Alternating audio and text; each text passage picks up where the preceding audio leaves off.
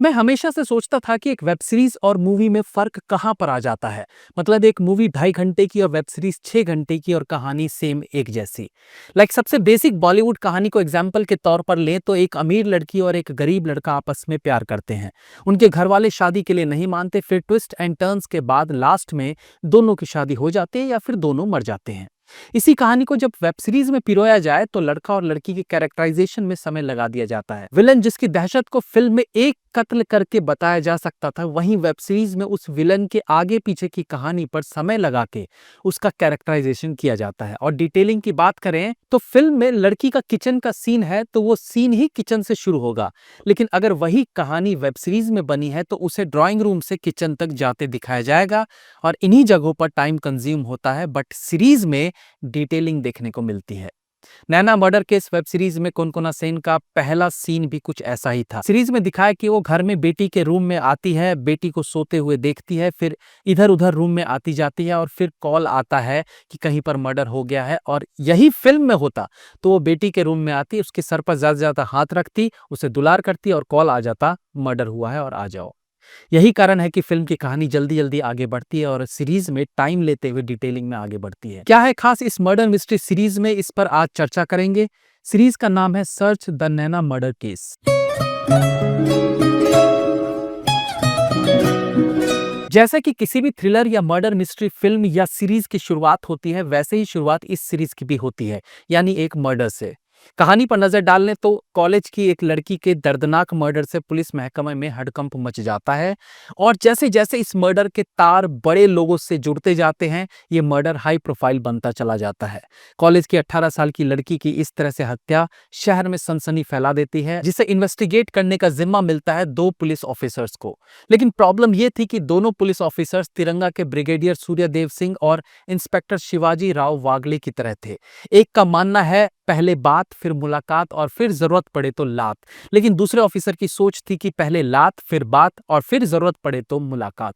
यानी एसीपी जय कनवाल गरम मिजाजी और क्रिमिनल्स के प्रति कठोर रवैया रखते थे, तो वहीं एक्सपीरियंस्ड एसीपी संयुक्ता दास सोच समझकर ठंडे दिमाग से कोई भी डिसीजन लेती थी। और जब ये आग और पानी मिलकर इस मर्डर की इन्वेस्टिगेशन करते हैं तो सीन दर सीन अनेकों परतें खुलती चली जाती हैं और फिर कहानी एक ऐसी जगह पर आकर खत्म होती है जहां थोड़ी मायूसी होती है। सब कुछ क्लियर हो जाता है कि असली कल्प्रिट कौन है, लेकिन फिर भी इस कहानी को लास्ट तक कंफर्मेशन नहीं मिल पाती कि कल्प्रिट यही है कि नहीं। और फिर नेक्स्ट सीजन का झुंझुना पकड़ा के सीरीज खत्म हो जाती है। जबकि एक ही सीजन में कहानी खत्म कर दी जाती तो एक सेटिस्फाइंग क्लाइमैक्स के कारण ये एक अच्छी मर्डर मिस्ट्री सीरीज कहलाती। स्क्रीन प्ले पर बात करें तो ये सधा हुआ है। कहानी शुरू से एंगेजिंग रहती है, वो चाहे रिलेशनशिप को ब्रॉड करके दिखाना हो या मर्डर इन्वेस्टिगेशन वाले सीन्स हो या फिर दोनों इन्वेस्टिगेशन ऑफिसर्स के बीच तर्क और वितर्क। एक मर्डर मिस्ट्री फिल्म में लास्ट तक दर्शकों से मर्डरर को बचाते हुए फिल्म को क्लाइमैक्स तक लाना टेढ़ी खीर रहती है। यहीं पर स्क्रीन प्ले, स्टोरी और एक्टिंग एक महत्वपूर्ण भूमिका निभाते हैं। कहानी को किस तरीके से किस कैरेक्टर पर कम या किस पर ज्यादा फोकस करते हुए आगे बढ़ानी है, ये सब बहुत जरूरी रहता है। सीरीज में जब नैना की लाश को देखने उसके माँ बाप को मॉर्चरी में बुलाया जाता है तो आई फेल्ट कि इस सीन को बेहतरीन तरीके से फिल्माया गया है। नॉर्मली फिल्मों में माँ बाप या कोई भी जब अपने करीबी की लाश देखने रूम में घुसते हैं तो उस लाश के करीब खड़े होकर अपना दुख व्यक्त करते हैं, उनके इमोशंस वहां जाकर सामने आते हैं। लेकिन इस सीरीज के एक सीन में जब नैना के माँ बाप नैना की बॉडी देखने रूम में घुसते हैं तो सीधे नहीं घुसते, वो रूम के दरवाजे पर दूर से लाश देखते हैं, वहीं पर रुक जाते हैं, वहीं दोनों रोना धोना शुरू कर देते हैं। देखा जाए तो रियलिटी पे भी ऐसा ही होता है। हमें पता है कि हमारा दोस्त, हमारा अपने की लाश वहां पड़ी है। लाश की पहली झलक ही हमें पहला स्ट्रोक देती है, पहला सदमा देती है और पहला दृश्य भाव उभारने के लिए इनफ है। इस सीन में वही हुआ है। पहली ढकी लाश ही उनका सीना छन्नी कर देती है और 2 मिनट दरवाजे पर रोने के बाद वो लाश के करीब जाने की हिम्मत करते हैं और उसके बाद चेहरा देख के सेकंड स्टेज वाला इमोशन बाहर आता है। तो इसे बहुत डिटेलिंग वाला शॉट कहा जा सकता है, जो कम फिल्मों में सीरीज में देखने को मिलता है। सीरीज का इन्वेस्टिगेशन प्रोसेस ना केवल एक्साइट करता है बल्कि जिस पेस से इस प्रोसेस को दिखाया गया है वो बोर नहीं होने देता।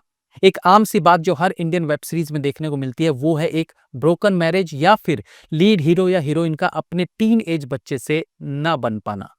मतलब उनमें आपस में खटर-पटर होती रहती है। मुझे हमेशा से लगता था कि हर हिंदी वेब सीरीज़ में ये वाला पैटर्न सेम क्यों रहता है कि हमेशा हीरो या लीड हीरोइन का पति या पत्नी से डिवोर्स हो रखा होता है या होने वाला होता है या उनकी किसी और से अफेयर चल रही होती है और मैक्सिमम टाइम उनका अपने बच्चे से भी संबंध अच्छे नहीं होते। बाद में मुझे पता चला कि ऐसा क्यों होता है। ऐसा इसलिए होता है कि ज़्यादातर ये वेब सीरीज़ किसी न किसी लैंग्वेज की वेब सीरीज़ से कॉपीड होते हैं, यूँ कहिए अडैप्टेड होते हैं।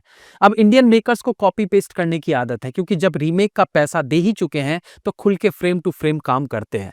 बस फॉरेन कंट्रीज में ब्रोकन मैरिज आम बात है, बीवी या हस्बैंड का मैरिटल अफेयर आम बात है, वहाँ के टीन एज बच्चे अक्सर अपने माँ बाप की नहीं सुनते, तो बस वही सब चीज़ें ये इंडियन वेब सीरीज में भी पेल देते हैं बिना ये समझे कि वहां और यहाँ के कल्चर में जमीन आसमान का अंतर है। ये वेब सीरीज भी डेनिश सीरीज द किलिंग से अडेप्टेड है और फ्रेम टू फ्रेम कॉपीड है, इसलिए यहाँ भी ब्रोकन मैरिज और बच्चे के साथ नॉट गुड रिलेशन देखने को मिलता है। अब हमारे यहाँ बच्चा माँ या बाप से बकचोदी करे तो ये आम बात नहीं है और एक्स्ट्रा मैरिटल अफेयर होते हैं बट उसका रेशियो भी कम है। तो कुछ तो अपना दिमाग भी लगाना चाहिए जब आप इंडियन पृष्ठभूमि पर फिल्म बना रहे हैं या सीरीज बना रहे हैं। इसका एक अच्छा एग्जाम्पल है डिटेक्टिव मूवीज।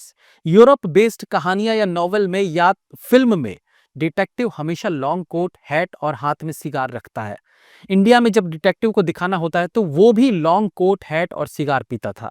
जबकि यूरोप में डिटेक्टिव की ड्रेस इसलिए ऐसी होती है क्योंकि वहां बहुत ज्यादा ठंड होती है, लेकिन इंडिया में वो मुंबई में कौन सी ठंड होती है जो उसे सेम वही कॉस्ट्यूम दे दिया जाता है। इसलिए तो कहते हैं कि नकल के लिए भी अकल चाहिए। खैर वापस सीरीज पर आते हैं। एक्टिंग की बात करें तो कुनकुना सेन शर्मा ने शायद पहली बार कॉप की भूमिका निभाई है। इन्वेस्टिगेशन प्रोसेस हो, रिलेशनशिप प्रॉब्लम्स हो या फिर अपने पार्टनर के साथ चिक चिक, वो हर जगह बेहतरीन लगी है। बिना ज्यादा एग्रेसिव हुए वो जिस तरीके से इन्वेस्टिगेट करती दिखी है वो उनके किरदार के ठहराव को दर्शाती है। वहीं सूर्या शर्मा एक एग्रेसिव अनएक्सपीरियंस्ड एसीपी वाले किरदार को भी अच्छा निभाते दिखे हैं। उनका परफॉर्मेंस पूरे नैरेटिव को इंटीग्रिटी और इंटेंसिटी दोनों देने में कामयाब रहता है। शिव पंडित एक पॉलिटिशियन के तौर पर प्रभावित करते हैं, वहीं श्रद्धा दास, ध्रुव सहगल और वरुण ठाकुर भी अपने किरदारों में अच्छे लगे हैं। गोविंद नामदेव का स्क्रीन स्पेस सीमित है, हालांकि उनका स्क्रीन पर और दिखना सीरीज में वजन ला सकता था। सीरीज में बैकग्राउंड म्यूजिक औसत फील होता है बट डायरेक्शन अच्छा है, अनलेस की ओरिजिनल सीरीज से कुछ सिचुएशंस को हटा के अपने अनुसार उन्हें बनाया जाता। बाकी सीरीज रोमांचक है, एक अच्छी मर्डर मिस्ट्री सीरीज कही जा सकती है जिसमें आखिरी एपिसोड तक सस्पेंस बना रहता है और जब सस्पेंस रिवील होता है तो वो भी अनएक्सपेक्टेड रहता है। तो मर्डर मिस्ट्री मूवी लवर्स आंख बंद करके इस सीरीज को देख सकते हैं। सॉरी, आंख बंद करेंगे तो देखेंगे कैसे, आंख खोल के देख सकते हैं। Have a nice day.